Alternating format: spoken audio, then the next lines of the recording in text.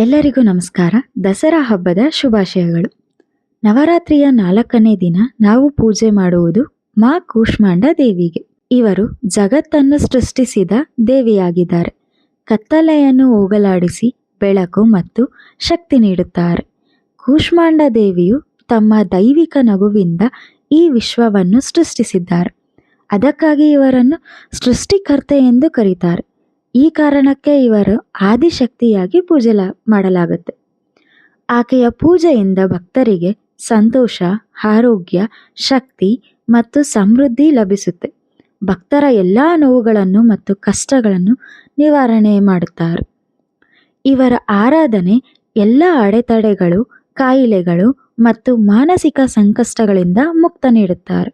ಸಂತೋಷ ಮತ್ತು ದೀರ್ಘಾಯುಷನ್ನು ನೀಡುತ್ತಾರೆ. ತಾಯಿ ಕೂಷ್ಮಾಂಡ ದೇವಿಯ ವಾಹನ ಸಿಂಹ ಮತ್ತು ಅವರ ಕೈಯಲ್ಲಿ ಕಮಂಡಲ, ಬಿಲ್ಲು, ಬಾಣ, ಕಮಲದ ಹೂವು, ಅಮೃತ ತುಂಬಿದ ಮಡಿಕೆ, ಜಪಮಾಲೆ, ಚಕ್ರ ಮತ್ತು ಗದೆ ಮುಂತಾದ ಆಯುಧಗಳಿವೆ. ನವರಾತ್ರಿಯ 4ನೇ ದಿನದಂದು ಕೂಷ್ಮಾಂಡ ದೇವಿಯ ಪೂಜೆ ನಮಗೆ ಶಕ್ತಿ ಮತ್ತು ರಕ್ಷಣೆ ನೀಡುತ್ತಾರೆ. ಧನ್ಯವಾದ.